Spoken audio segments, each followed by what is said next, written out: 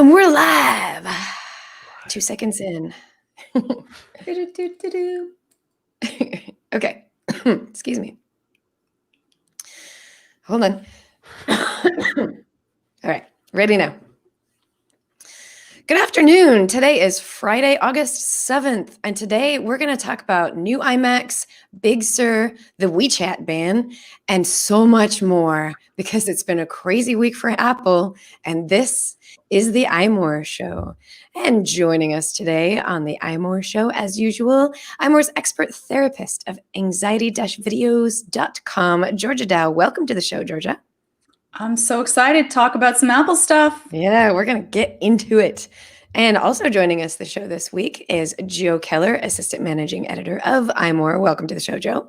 Good to be here as always. I think I'm just going to call you Show Joe, by the way, because it just Joe.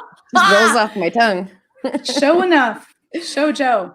Oh, no. And I'm Lori Gill, and let's get into it. So let's start with what I would call the first big news since we spoke last, which is the new iMac, which dropped on Tuesday out of nowhere. Though, Apple said we got more Intel Macs in the pipeline. So we knew it was coming. We just didn't know when. And to be totally honest, I didn't think it was going to happen this month. I thought it was going to happen in September, October, or something like that. But so Joe, give us a quick rundown of what's new with the iMac 27-inch.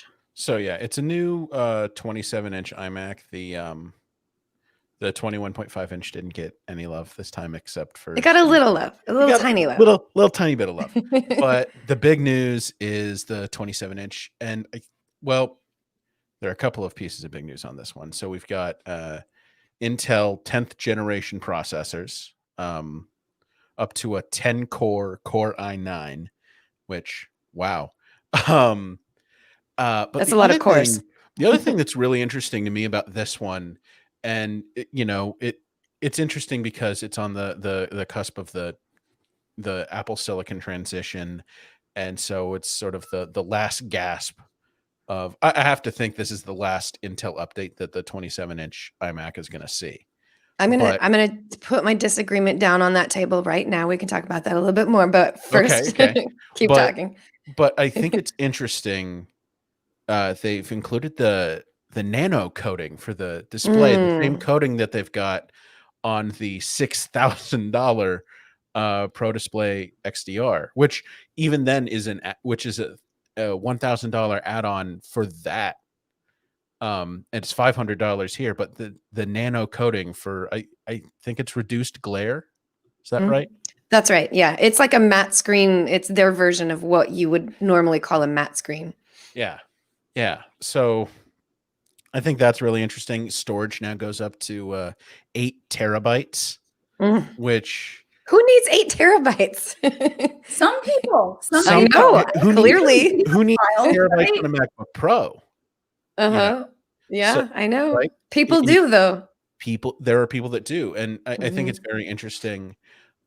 We haven't seen, this now surpasses the iMac Pro in storage capability. I think it equals it now in RAM, although the iMac Pro has error correcting RAM, which is more pro. But yeah, it's a very substantial update. This release, especially considering it's kind of just an incremental update. I know exactly what you mean. Yeah.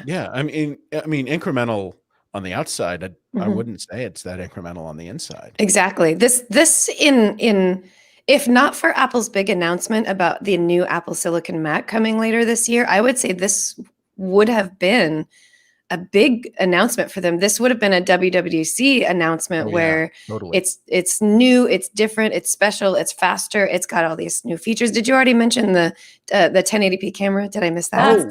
That's the one that everyone's really like, come on, that is a big deal, right? That is right. Because the camera, people use it all the time. And I'm on my MacBook and the camera is trash. I'll just say it. It's horrible.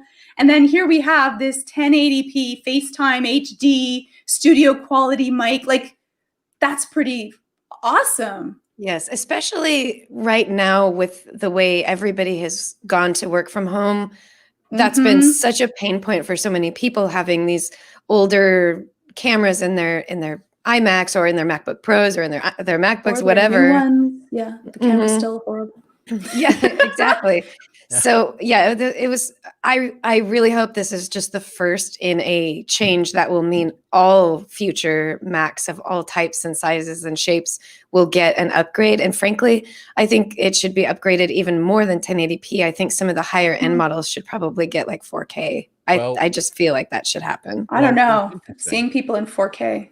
So, well, I mean, yeah, that's true. that's a question. Give me the gloss effect, please. See, I've got a 1080p. I've got a 1080p camera right here, and that's Yeah. all I'm gonna get. That's good for me. I think you don't need that but much realism. Lie to me a Full little. HD, fine.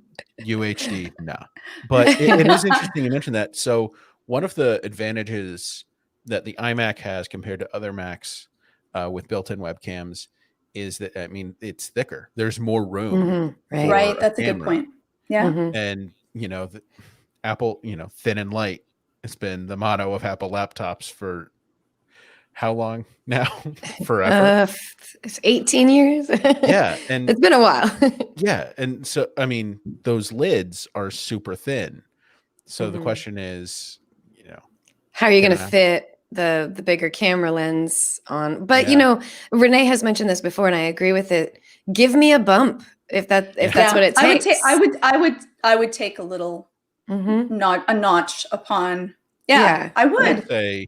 I would actually go so far as to say, not even a bump, make The entire thing. make the lid as thick as an iPad Pro. I would be fine with Put that. some of the computer in it. Yeah. I would be absolutely fine Mhm. with Yeah. just having something that would be a little bit heavier and a little bit thicker. Like Like you could have a at a better certain webcam. point, right? It's too thin. Like that's okay. I guess Too maybe thin, too people are thin. like, no, it's not. But I want the camera should not look where I'm doing sessions and people are like, what's wrong with your camera?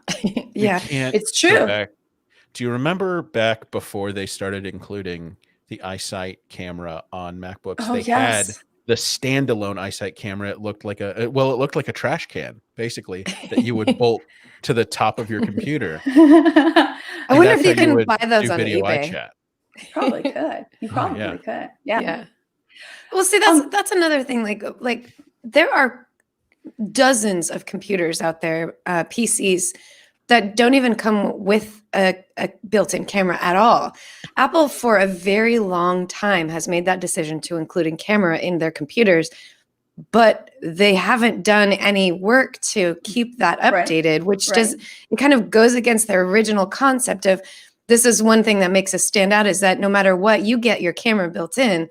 And then they were like, done. We put in a camera. We don't have to do anything Right. else. And you're spending top dollar for a very sad, like you look sad, like sad, and I look 16-bit upon it. Like, and you're spending top dollar, like you're paying for this camera. They're not doing this out of the kindness of their heart, but then the camera is horrific. Yeah. And so you really, I if you're almost gonna use feel it, like you want to. I feel like we should all switch over to our built-in camera, our built-in Mac camera right now, just so you could see the difference. But I don't want to do that because I don't want everybody I'm worried to see that how everything's bad it gonna is. die. Yeah. My computer. I'm like, See, and I don't have a built-in Mac camera because I'm talking on a Mac Mini. Oh yeah, there you go. Look at you. So Joe would just disappear. Can I ask about the Apple T2 security chip? Yes. You can 'Cause- ask. What's the question? So they say it's your own private security detail, and secure boot, encrypted storage. What exactly are you getting with this? And is it your own private security detail, or is that really they're saying it, but it isn't really that great? Still run all your own security. There we go. That's a small question. Yeah, you guys go for it. It's certainly so small that I could answer it easily. Not. Okay, T2 chip. But yeah, so it is everything that it says. So the T2 chip has, when it first came out, it was the T in my mind. It was T because it meant touch, because it was the chip that was used in the MacBook Pro to allow you to use Touch ID to get into your computer. That's when we first saw it. It also secures your passwords. It secures your facial recognition and things like that. It's a T chip with a secure enclave where nothing gets pushed out to the cloud. It all stays on device. So all of your private special information stays in this tiny little chip. Yeah. Is it completely secure from hacks? No, that's something that we learned earlier this week, that there are ways that you can hack into the secure enclave on your iPhone or iPad or Mac or whatever. But it's a really complicated process that requires either literally having the computer in your hand or some additional way that you can remotely get into a phone that it's basically, most people aren't going to have this problem. It's going to be more like, government officials or something like that. So yeah, Georgia, it is that secure from its description. It is that. I don't know the details. Renee actually would probably be much better at going into security details and how secure it is. He's got a much more robust understanding of it. Joe, do you have a little more information about that? I don't have a lot more information than you, Lori. It's but yeah, you can think of it sort of like your iPhone has the secure enclave. That's what it is for your Mac. It's like Lori said. It was also Apple's way of kind of starting to get its own silicon into Macs. Mm-hmm. It showed up on, I want to say, the MacBook Pro first. It could be. Yeah, I think that's right. Yeah, the 2016 MacBook Pro. Yeah, with the Touch Bar and Touch ID, and so it run. I think it runs a few other processes in the background, but I'm not sure which ones. But that's true. It does do that. And one of the reasons we know that is that though there's a T2 chip in the new iMac, the 2020 iMac, there's no Touch ID in it. Yeah. So it is being used as a secure enclave for running processes that have to do with your passwords and things like that. Yeah. Yeah. And this is notable because there hasn't been a T2 on the iMac before. Exactly. Yeah. There's a T2 on the Mac Mini, but that's the only, and the Mac Pro.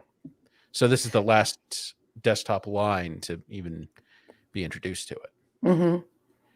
I do wonder if with the Apple Silicon transition, will the T2 remain, or will it just transfer to being the secure enclave on the whatever the Apple calls its Mac chips? Yeah, I'm sure that it's going to be something like that. The T2 chip also runs the SSD controller, the H.265 encode decode, real-time encryption, performance manager.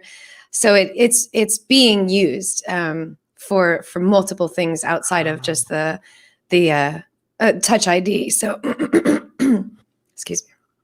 Is that from our number one fan? Yeah. Yeah. Exactly. Steve Perry says it's Apple's Magic Mojo chip. So that's it. It's magic. Just think of it as magic. Another thing that's magic. Yeah.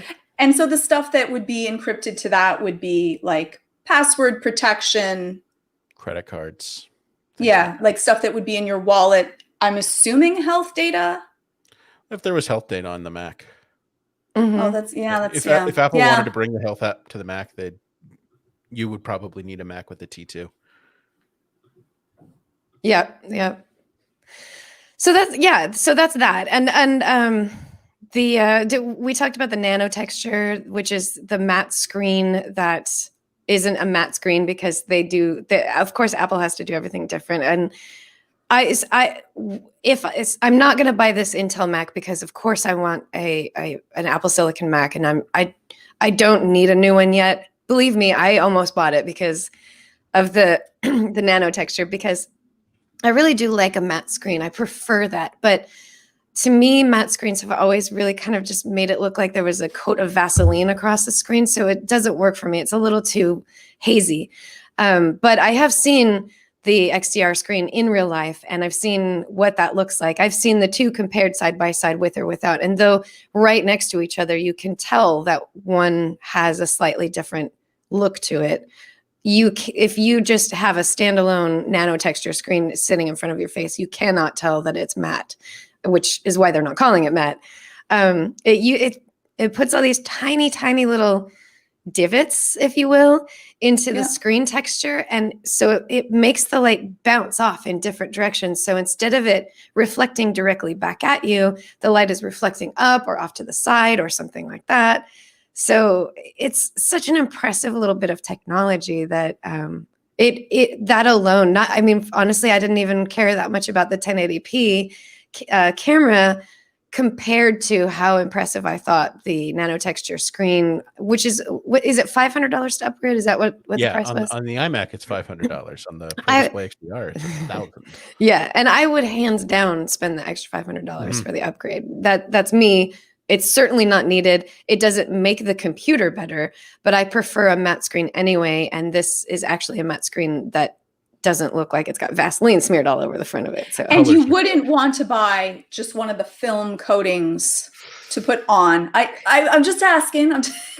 Joe shivered at the thought of it. I don't know if that's the application or how it looks afterwards, but Joe is no to the. Joe says no. Addition. Joe says no. Okay. I've never actually tried it. I've tried a matte screen on an iPad, on the iPad Pro, and it's fine. It's not great. It really does. It makes the screen look a little fuzzy. It really does. Yeah. So I can only imagine it must do the same thing on a big giant iMac screen, you know? So Lori, what about nano coating on the iPad Pro?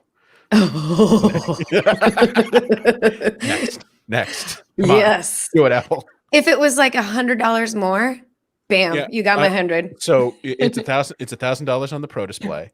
It's $500 on the iMac. What do we say? $250 on the iPad Pro, and $100 on an iPhone. And $100 on an iPhone. Just bring the nano coating everywhere. It's a great upsell. Yep. I would love that. The nano texture coating on all Apple screens. I would love that. My worry would be how long would it last? Yeah. And because when you so the thing with the coating on it, or even if you have like one of the plastic films, is if you are playing a game where you're rubbing your finger across one section, it does, my thought is it will flatten eventually. And will there be some sort of substances that will slowly make it decompose? Because it's like a spray on film on top of, I just worry about that suddenly you end up with a bright spot, suddenly a high def spot onto your screen where it's no longer coated. That's just my thought. Whenever Apple, they're like, let's do this a little differently, I'm like, oh. I just want it. I didn't say it was practical. Yeah. You don't care. You'll be in for it. I'm sure that they would just, Apple Care. They would just redo it. You could do the Steve Jobs thing. You get it, you keep it, the iPad for a month, and you trade it in and get the same iPad again. Well, the display itself needs to have particular cleaning. So you're supposed to, according to Apple's document, to remove dust or smudges from the nano texture glass screen, use only the polishing cloth that came with your Pro Display XDR or iMac. So though I'm sure there's going to be third-party organizations or companies that will put out special polishing cloths for nano texture display screens, it's not quite as you really have to baby it, I think, and take care of it that way. iPad you have to use with gloves. Yeah, but that's the thing, is that I just grab whatever is near, yeah, I grab whatever's there, and I'm like, that's what I'm using. Yeah. Who keeps the cloth? I don't know where my cloth is. The only thing I use it for is when I'm doing VR, that I use, because it's so bloody expensive. Though this is really expensive too. You should keep it close, stick it to the back. I don't know. I have a little compartment in my compartments of many cables and cords. Okay. I have one compartment that's especially for microfiber cloths. So I've got them. I have a box of stuff here, but no, none of them. Any of them have a microfiber cloth? I got them somewhere around here. I have so many of them too. It's a horrible idea. But yes, if you use a microfiber cloth, you'll be good. But I don't know. I won't. I just see moms using a whatever Windex on it and cleaning their child. Windex in a tissue.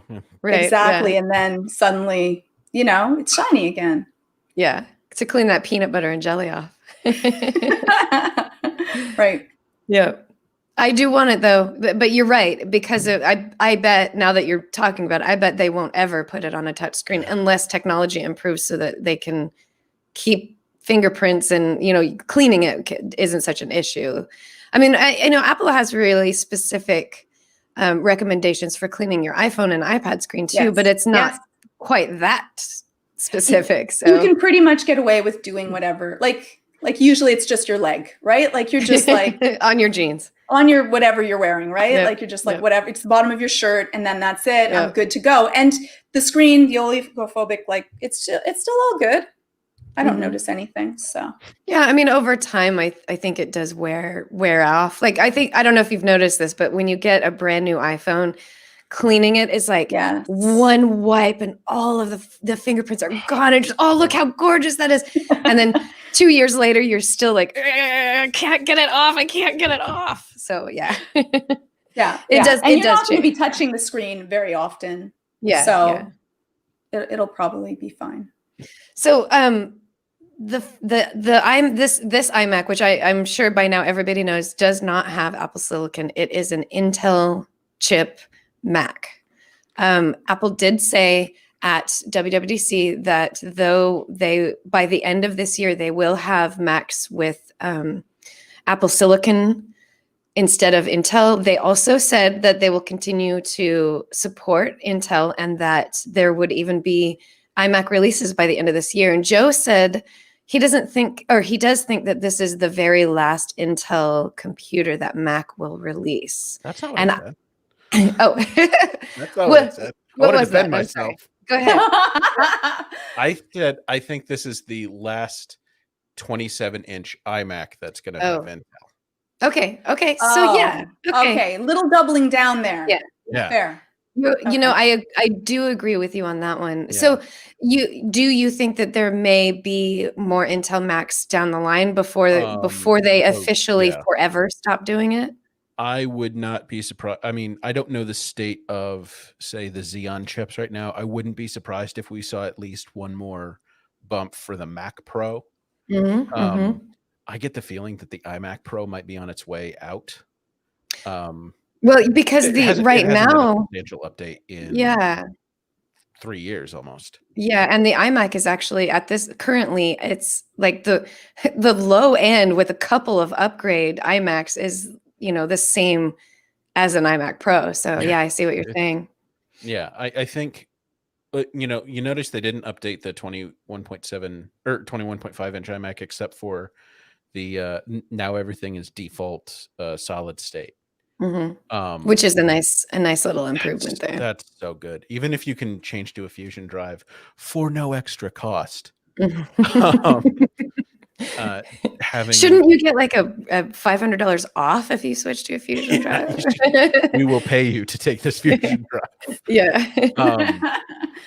But yeah, Buy one, get one free. I wouldn't be surprised if we saw an Apple Silicon version of the smaller iMac, because there are rumors of a redesign where it's going to be 23 or 24 inches, but it's still going to be the smaller iMac, and the larger one will eventually be something like 30. 32 or 30, yeah. Bezel shrinkage will do that. But yeah, I wouldn't be surprised if that redesign comes with an Apple Silicon transition for that particular Mac. Yeah, so I think that's probably maybe one of the reasons we didn't see an update for that. I think if Apple had Intel chips to put in it, they would have. And I just don't think they have Intel chips that they care to put in it at this point. Right. Yeah. But yeah, I think we'll definitely see some Intel Macs updated. Mac Pro, I wouldn't be surprised. Maybe the 16-inch MacBook Pro. Before we get Apple Silicon in either of those. Yeah. But I think computers like the MacBook Air and the 13-inch MacBook Pro, and now probably this 27-inch iMac, I think they've had their last Intel updates. Now watch next week. Yeah, right. Georgia, what do you think? Do you think Apple's going to keep supporting Intel in that they will actually continue to release Intel Macs, or do you agree more like with what Joe is saying? Well, we'll get a couple more Intels, but it's really just like the last of the line before they switch over. Yeah, I think that they're going to continue for a little bit and then slowly they're just going to be switching over. It makes more sense. Yeah. Right. So I assume we'll get the trickle effect. And I think on the one hand, they really just kind of threw this out there pretty quickly. They just they said, we've got Apple Silicon Macs and you're going to get them by the end of this year. So like developers have to be on the ball to get this stuff taken care of and updated and pushed out so that their stuff is supported on the Apple Silicon, which thank goodness Apple has supplied lots of developer tools to make that transition very, very easy. But at the same time, we as consumers, there's going to be a lot of consumers out there that don't feel comfortable jumping into Apple Silicon yet. So, right, that's true. Like you might think ideally there's no more Intel iMacs. There's a lot of us out there that go, oh, thank God, I can't wait to get rid of Intel iMacs. I can't wait till they move over they transition over. But there's still so many people out there that they're just not going to trust that switch over. And there's a lot of people, not a lot of people, but there's a number of people who want to run Windows software on their Mac, and they won't be able to do that without using a virtual machine right now. So there's definitely reasons to continue not to support the Intel Macs. I mean, that just means like my 2015 iMac is supported. They're not making new versions of my, with the same chip and everything. That just means it's being supported. But I think it behooves them to continue to launch new Intel-based Macs alongside Apple Silicon Macs to some degree. Though I do agree, Joe, that it is going. I think in my mind, how this will work out is whatever Apple launches with an Apple Silicon chip, it will no longer make another Intel-based Mac version. But even after the next Apple Silicon computer comes out, let's say we get it in November. I think in January, February, we're going to get another Intel Mac. But when that model gets Apple Silicon, that's when it will no longer come out as an Intel-based. Yeah. And I think that's an interest. So, I've heard people ask the question, why would anybody buy an Intel Mac right now? And my answer has always been, there are a lot of people out there who don't even know what the difference is between the two.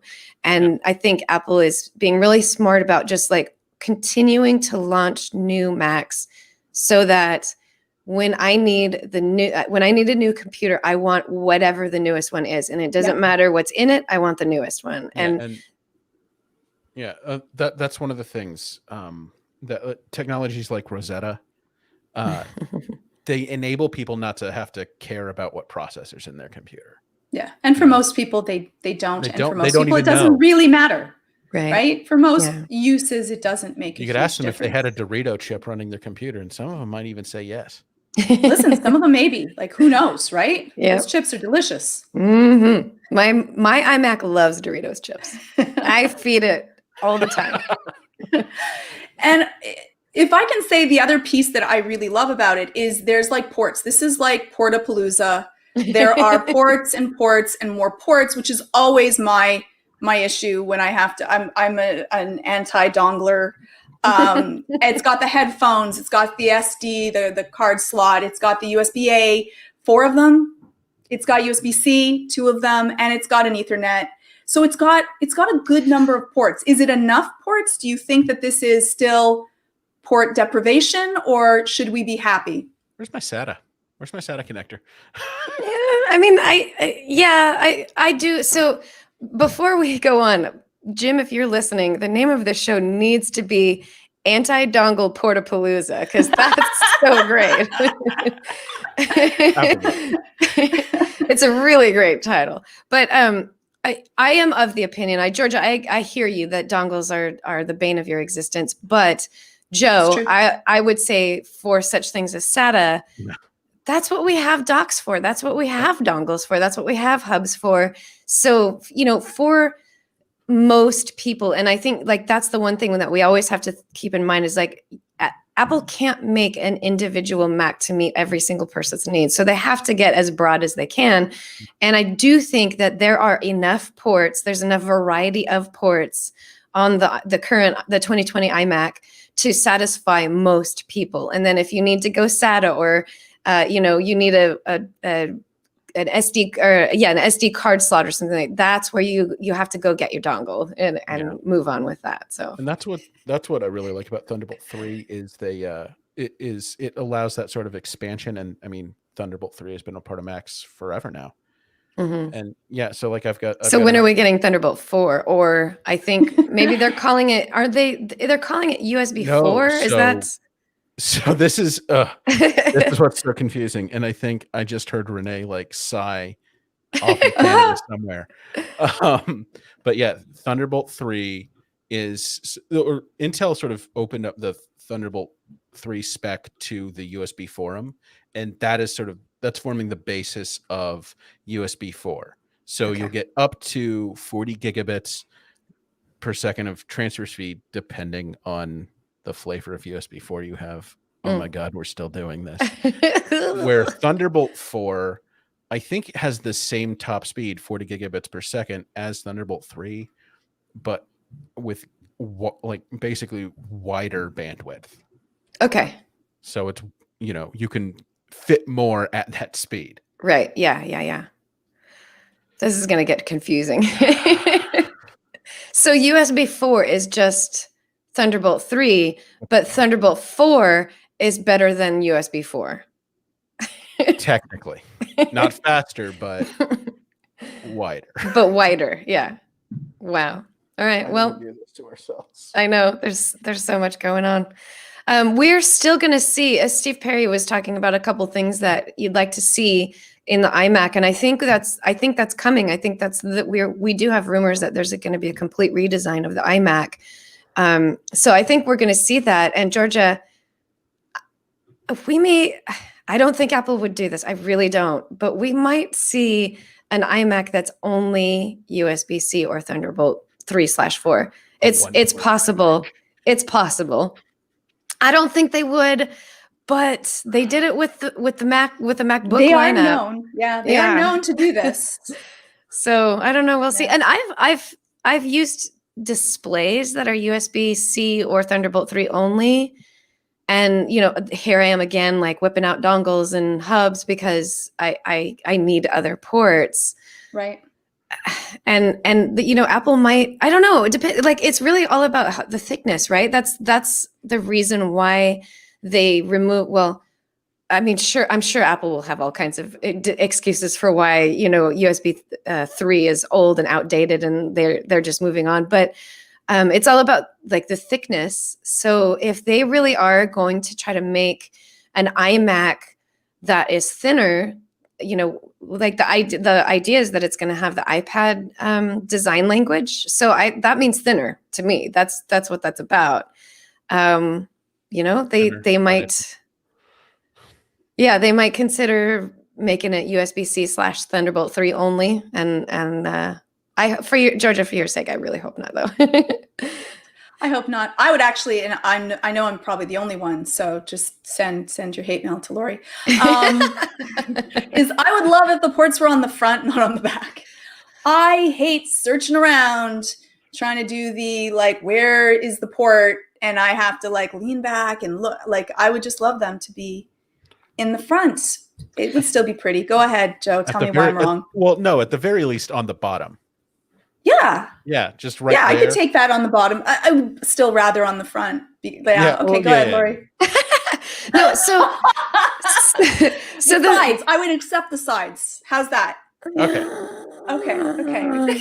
And I'm reaching over. I'm thinking it definitely would be uglier because there'd be stuff sticking out from the side. It would not be as beautiful.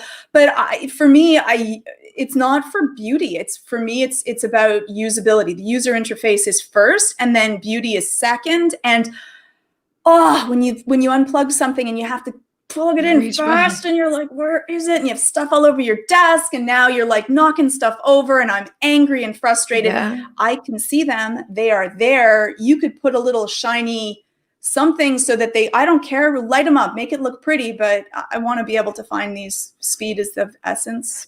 Yeah, Okay, yeah. Finally comes to the Jim in chat agrees with me. So I have one. And Steve, there's you got two supporters. Oh, okay, good. So my first thought when I hear you say this is, go get a PC. Why do you You're have in the a wrong Mac? camp, Georgia. Yeah, why do you have a Mac? You have it because it's gorgeous and has this great design. You don't have it for functionality. If you needed it for functionality, you would have a PC. Are you a secret Windows show, Lori? I'm now on Pages, but I used to use Word. So Excel, Word. I used to do all that stuff. You're a reluctant switch. You actually probably would have preferred to stay on PC, but you knew that you had to switch over to Mac. Right. When I got the job, I had to a little bit. But no, I love how easy it is and everything works. But I'm just like, every time I'm trying to plug stuff in, I'm like, this could be easier. Wouldn't look as pretty, But it would be easier. You know what you need? You need a desk that has, hear me out. You're a DIYer too. You could do this. Yeah. So there's a hole in your desk, not a big one, just a little one, where one cable goes through, right? Like a USB-A or a USB-C cable goes through.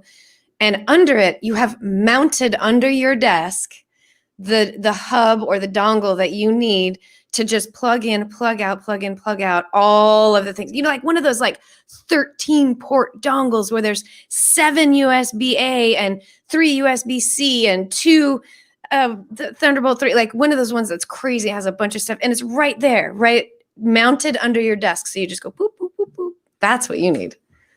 You could just stick that onto the back or in the front, and then it will be like. You could stick it on the front, yes. Just duct tape it right on there. And ruin what it looks like. But yes, you could. Fair.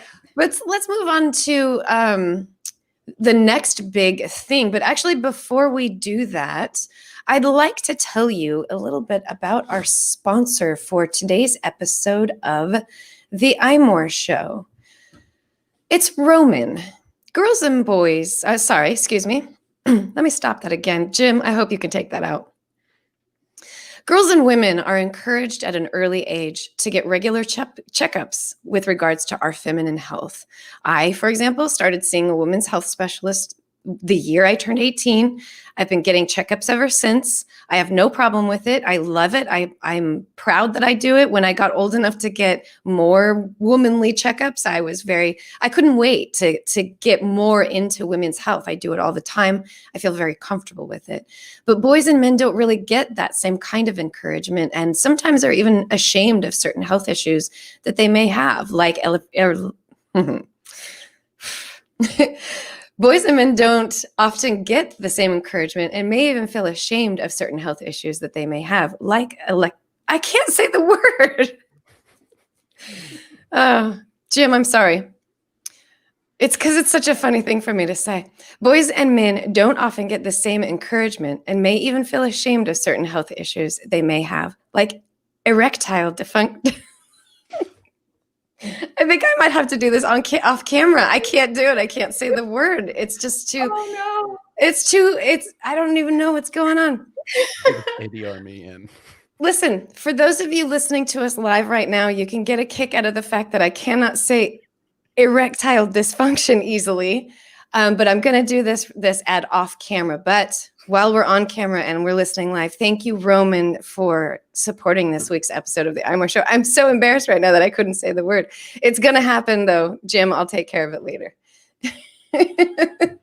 I even thought about doing it off camera originally, but I thought I'm going to embarrass Joe by doing this ad on like live in front of him. And now I'm thinking I embarrassed myself because I couldn't say the word. I don't have a problem with saying the word. I just literally can't say the word. Joe, can you say it for me? Erectile dysfunction. Thank you. You got it. Let's just use Joe saying it. You cut that in.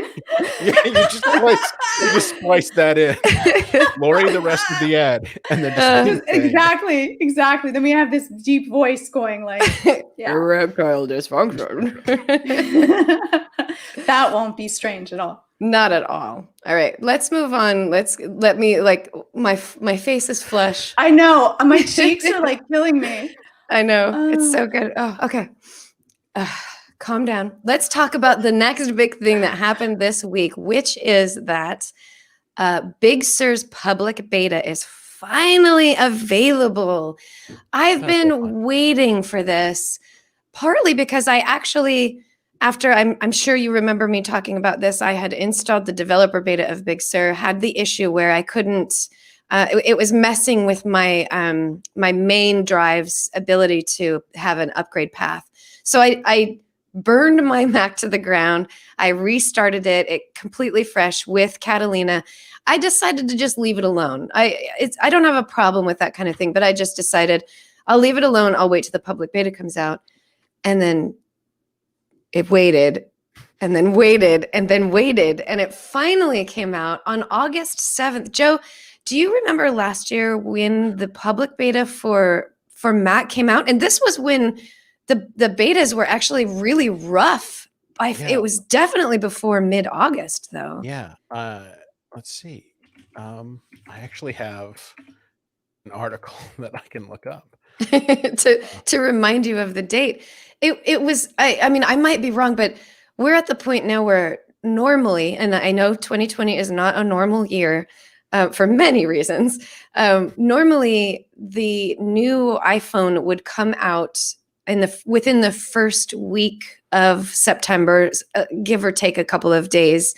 So, we would be in, the fourth or maybe fifth beta of iOS 14, and macOS usually is either the same time or very, very soon after. Mm-hmm. And we saw almost a month delay, would you say? I think almost well, no, you're right, because WWDC came out in late July, though. So yeah, almost a month, though. Or late June. Man. What is time? It's fake. Yeah. So things are delayed. But we did finally get it. We finally got it on Wednesday. On Wednesday. Sorry. It's been a week, It's been a week. It's been a week. Time has passed. So I know we've already talked all about the Big Sur update that is coming later this year when the developer beta came out.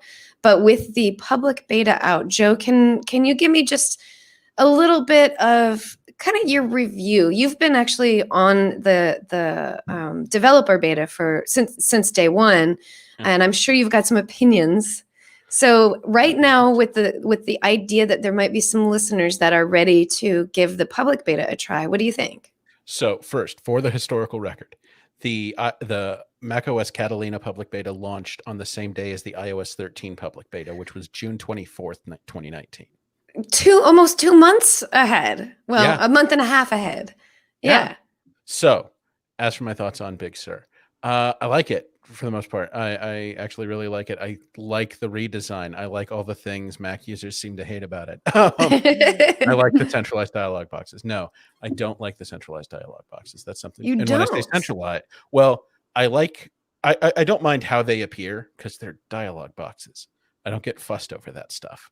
But I don't like a lot of the text has been misaligned. I think it's been center aligned. In certain dialog boxes, and it needs to be left justified because otherwise text is going to wrap around. So little things like that, aren't my favorite. Let's see. I really like light mode. I'm a dark mode person. I'm more of a dark mode person generally. I had read that there's a new just now in the newest developer beta that there's an ability to change the tinting of dark mode to make it even darker. Yes, you can. Ooh, even darkly. Super dark mode. Pretty much. There's Batman dark. It's a new checkbox. I'm not actually speaking on the Mac that has Big Sur running on it right now because I'm not You're not dumb. Gone. I'm not completely gone. But yeah, it's not in front of me, so it is a checkbox, I think, in the general preferences pane under where you'd see light mode, dark mode, or automatic, and setting all the colors and that sort of thing. That actually is one of my favorite new features, by the way, is the ability to set your own sort of custom accent color, where before you had some choices like blue or green or graphite. Now you have the wheel is there. The wheel I is like the your wheel. oyster. I do like the wheel. It's great. You can have pastels. You can have darks. Yeah, I will say I like that the notification center isn't a shade anymore. Everything just slides over to float. I do like that, but I don't like that it's so combined with the widgets. I like on Catalina how you have two separate sections in there. Yeah, I can see how that would be better. Yeah. Yeah, because you want both. Yeah, especially because we have these new widgets. Like that's one thing Apple has done across its platform is the widgets are unified, and it's a unified framework and then unified styling.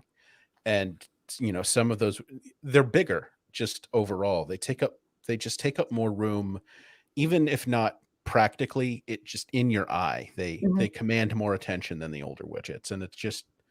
But notifications just kind of sit up there, just like, we're here.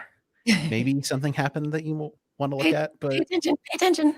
But the widgets are here. It's like, no, listen to us. We're the exciting new thing. Always. Yeah. Anything else that you like a lot? Is there anything on the Big Sur that you would say for listeners that were already planning maybe to test out the beta on, by the way, a secondary machine or partitioning or creating a volume on your Mac so that it's not your main drive? Don't put it on your main, put it on an alternate drive or put it on a secondary machine. So I've got two big ones that really come to mind. The first is messages. Yes. That's a big all caps finally from me. It has parity with the iPhone and iPad app because it is the iPhone and iPad app. They have rewritten messages in Catalyst. So you have things like the new pinned messages feature that you'll find on iOS 14, or you can send things with lasers now, everybody. That is like, I know it's awesome. Silly, but I actually do most of my text back and forth interactions on my Mac because I'm sitting in front of my computer so much. And I always think, oh, that would be perfect for like a SLAM or a, laser or something like that. But I don't want to go switch over to my, that makes me think because it's basically using Catalyst to put the iOS messages on the Mac. Joe, do you know whether or not there's an app tray? Are we going to be able to use things like Giphy? So, I mean, you have more native functions like you have the same sort of photo button like you'll find on iOS message, but no, I don't think messages apps are making the transition. So it is the same app, but it would require the same apps to make that jump to Mac OS and for that functionality to be supported. Well, I wonder though if that maybe, a dot update, if we won't see more of that, because if there's, a lot of people that are excited about it, again, as iOS developers, all you got to do is tick a box and then suddenly your app is available on the Mac. So there's potential for this to be an easy transition. Yeah. So that's because that is also one of the frustrating things is that I might want to send a GIF or GIF, depending on how you pronounce it, on messages. Again, on my Mac, I can't. So, I mean, I could look it up online, blah, blah, blah. But, but it's not the same. On my phone. It's not the same. You're used to doing it. Exactly. You're used to using it quick and easy. And it's like a really kind of fast, cute thing. Yeah. So I'm with you on it. Sometimes that's just the perfect way to say something, right? I want a Cookie Monster thing if I'm talking about cookies. Yeah, digging around your Mac. Digging around your Mac is less cute. That's true. Yeah. Yeah. So hopefully we'll see that, maybe not on the first iteration, but maybe in one of the dot releases that will happen later this year. That would be really great. Before we go, there's still literally so much more to talk about, but let's do a quick chat about the WeChat ban, because I do think this is actually a big deal. So if you haven't heard yet, there was an executive order in the United States signed by President Trump that just went out in the middle of the night last night. So the executive order says, amongst other things, like TikTok, WeChat automatically captures vast swaths of information from its users. This data collection threatens to allow the Chinese Communist Party access to America's personal and proprietary information.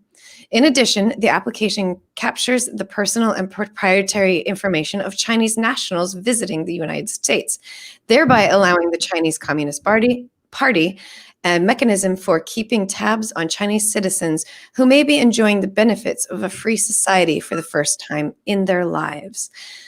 The interesting aspect about this order is that it specifically states that it specifically prohibits any U.S. individual or company from doing business with ByteDance, which is the owner of TikTok, and WeChat. So it's a big deal because, again, this is right now, the wording is very vague and we don't know what that means in terms of individuals and doing business. But based on some information coming out, the way you could interpret it is that even you and I using WeChat or TikTok could be considered illegal. So what would potentially happen is that Apple would have to ban it from the app stores in the United States, number one, but also remove it. Like they'd actually have to kill it. They'd have to kill it on our phones. They'd have to actually take it off of our phones so that we actually can't use it at all. For that to be an order that could be followed through with and enacted. So would they have to then run an update in order to be able to, because Apple can't just take off an app from our phone can they? Well, can they? What can they do? We all remember the YouTube debacle where we discovered that we can put music on our phones without our permission. So right. I don't know. That may not be the case, but I'm saying that based on what happened with the U2 album, I would say that's not off the table, that there may be a possibility that Apple could flip a switch that removes WeChat without them doing an update. Right. I'm thinking that people would just continue to use it and risk it and just not update their phone for a really long time. But there's a lot of users on TikTok and on WeChat that this is their livelihood, that will just be snuffed out. And we already know what happens when you anger TikTok users. They come after you with a vengeance. So but people would lose their mind if Apple suddenly just, without giving you a prior, sorry guys, we have to do this, in a really long kind of speech, and they just nuke an app on your phone. Well, we've known for a little while that Apple has a kill switch for apps. I'm not sure they've ever used it for anything. Right? Yeah, there was a story. I may have even written this for iMore. You might even be the author. But years ago, about how Apple has some kind of mechanism to, I don't know if it's remove an app from a phone, but it might be to prevent it from launching. It might be some kind of certificate revocation. Like we saw earlier this week that an automated process revoked the developer certificate of a Mac developer, and it killed people's ability to use his apps. Yeah, it gets rid of the authentication. Yeah. And I think they probably have a similar capability. I would bet serious money that they have that exact capability on iPhone. Right. And to follow up even more so, so on the one hand, this is more like a consumer facing irritant that you and I don't actually use WeChat or TikTok. I'm sorry. But we would be burdened by not being able to use it. But there's an even larger issue especially with WeChat. It is probably the literal most used app in China. It is their app. They use it for phone calls and for chats and for payments. It's a really, really big deal. Like, it's almost kind of like not having the Messages app on your phone. Like, it's that big of a deal. That many people use it. Yeah. And then this could, depending on what's defined as business dealings, it could mean that Apple has to take it off of the Chinese App Store too, because depending on how it ends up being defined, that definition might be literally at all, ever, in any circumstance, even outside of the United States. If a US company interacts with and deals with WeChat, for example, in it at all, even if they're dealing with them outside of the United States, that could be considered part of, something that would be considered illegal. And we have an article on iMore that we'll share in the show notes. There's I think okay, so here we go. There was a survey conducted by a Chinese finance media outlet that asked Chinese people on social media what they would do if WeChat was banned from Apple's App Store. About 38,500 said they would just uninstall the app, but more than 678,000 said they would buy a different phone. So basically 5% of the population of China that uses an iPhone would just keep using the iPhone, while 95% of the population of China that uses an iPhone would go buy another phone, based on this one tiny survey. And so like that's huge numbers. Huge for Apple to lose that kind of business. I wouldn't go so far as to say this would kill Apple in China, but this might kill Apple in China. You're right. But then again, have to ban WeChat. And Georgia, I know you and I have had this conversation quite a bit. Like, maybe Apple needs to get out of China anyway. And they are moving out, right? They are starting to move out, which I think that they see that, like with manufacturing, they are like, Fox. I don't know how much Foxconn's like spent moving. I think it's billions of dollars, but like to move out, but like this is faster than anyone can kind of foresee. But still, right. Apple's numbers, a lot of people, this is their livelihood, right? WeChat or TikTok could be deal breakers for them. Mm-hmm. And so your phone cannot do this. Like even if you buy your phone in China, you cannot use this app when you're there. Right. This could be a complete deal breaker. Right. Right. Or if it loses part of its functionality, like complete deal breaker. And so Apple's numbers are going to starkly drop. Mm-hmm. Which then affects the economy, and we end up with this huge trickle effect, because this would be for not just for Apple, but this would be for Android and any other tech that you happen to use. Right. Yeah. There's a way to get around this that Android already has, but no one. Joe. But they risk getting regulated or sanctions or like. And that is something, Georgia, that I wanted to talk about with you more to the point, which this is a big deal for Apple, and this is a potential annoyance for US citizens. But to me, when I read this information, I start to think we are facing that thing where we've always said, well, I don't care about my privacy because I don't do anything wrong. Well, guess what? Using TikTok in 45 days will become illegal. If this happens, if the wording is correct on that. Of course, I don't want to send a bunch of fear into people, because number one, it may not actually go into effect, and number two, that may not be what it is. Citizens like you and me, individuals, may not be affected in that way, but it could be.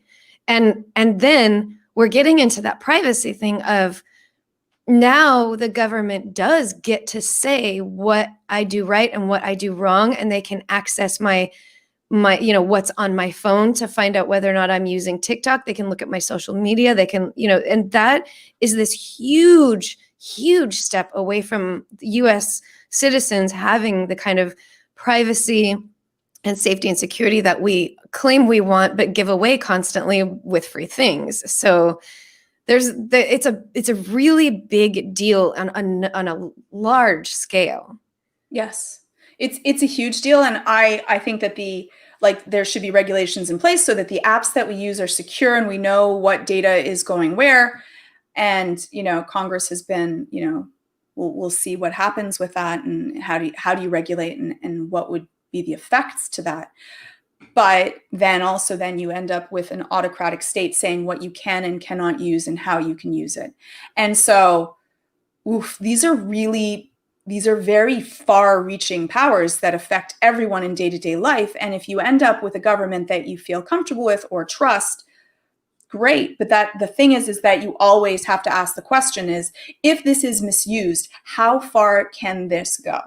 Right. Yeah, exactly. So in the chat, Stephen Perry, I think Joe was kind of hinting or straight up saying what you were hinting at was, Exactly. you can sideload Google apps. It's not even a jailbreak. It's a way to get apps on your phone that means you don't have to go through the App Store to get it. On the one hand, you can do that sort of with Apple because you can use web apps.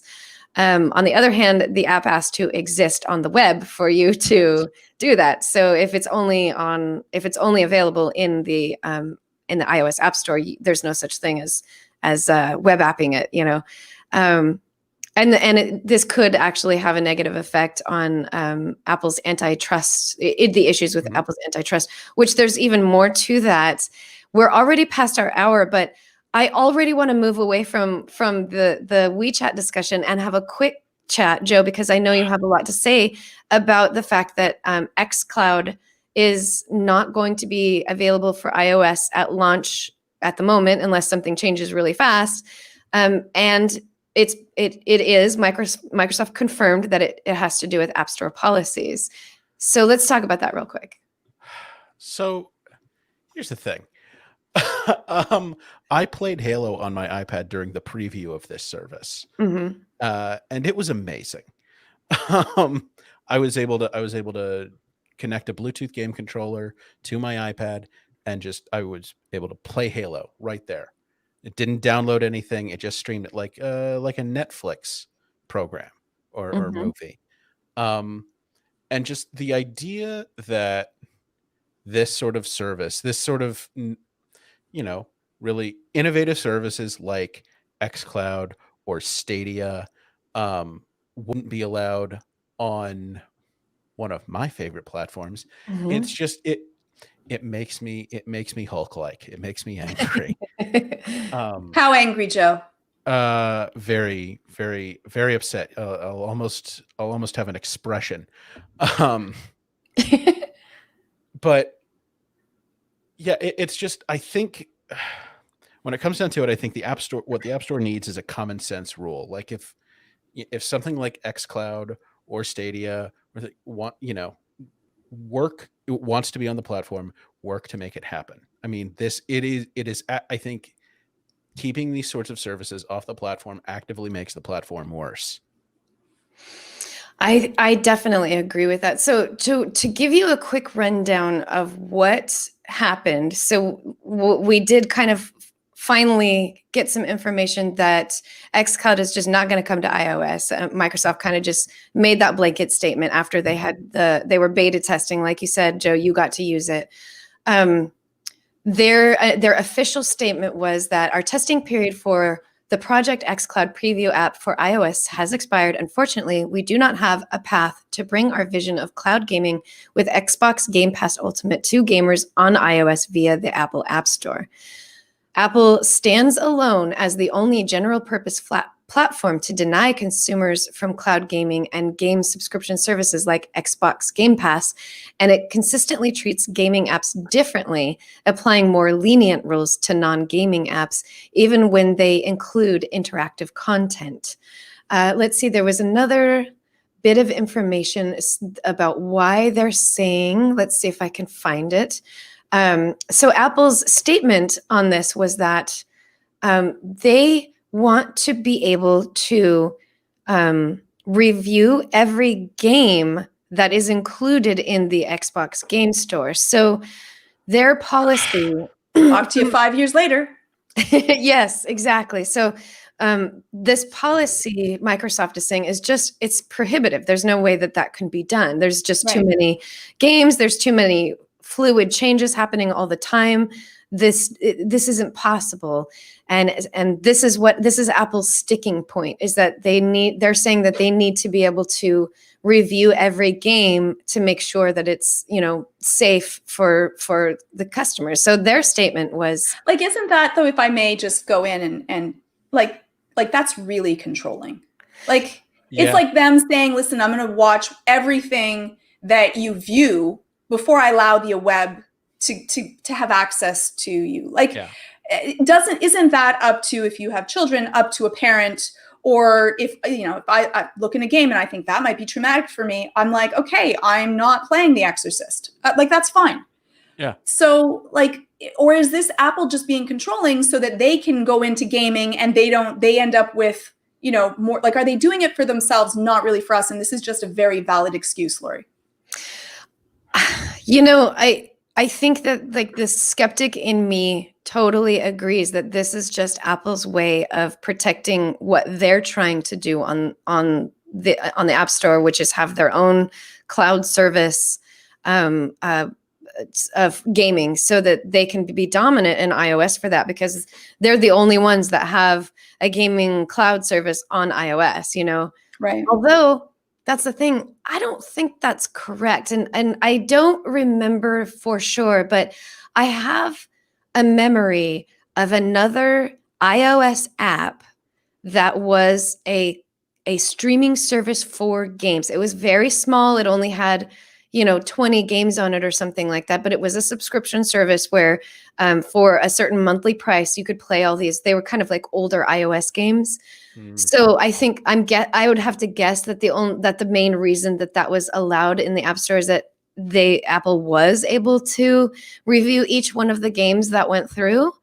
So yeah, I think Apple is using their monopoly on the App Store on iPhones to restrict what other people can do on it, which on the one hand, it's an app store, it's theirs, they own it, they have the right to do or not do whatever they want. That's really the truth until the government steps in. The government, which is looking into, like, the timing is bad for Apple. I'm just saying, yes, exactly. Maybe they should have waited for a little while until they come out, because I don't know. This seems to scream exactly that. Yeah. It's like, okay, can you imagine if Apple said, oh, Netflix, we have to review every title that's going to be on Netflix before you can put it on Netflix? Yeah, and they won't, because they make tons of money. No. Yeah.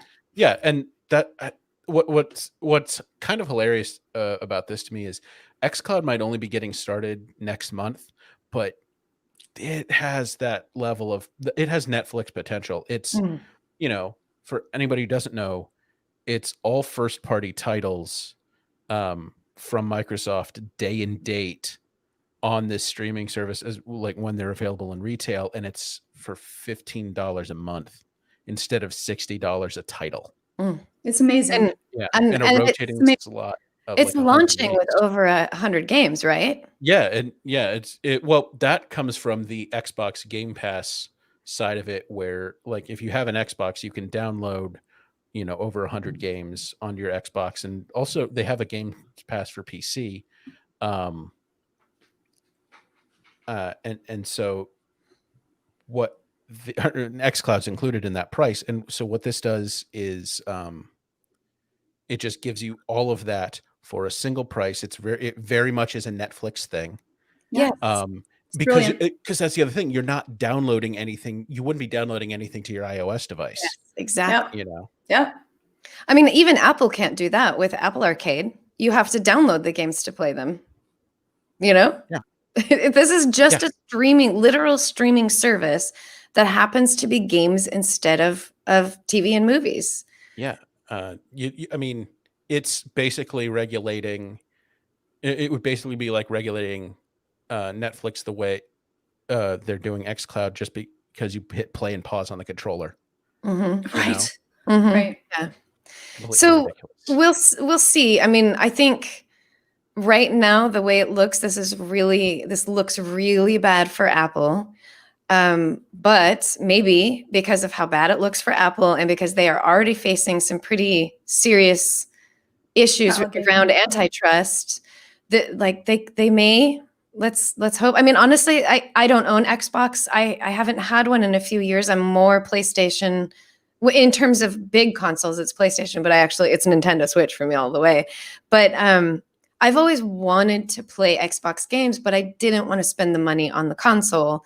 So I was very excited about this coming in, thinking here's a way that I can play Xbox games without having to just go buy the console. I can play whatever I want for $15 a month. And if I decide not to, I can cancel. I didn't just spend $400 on a console that I'll never use.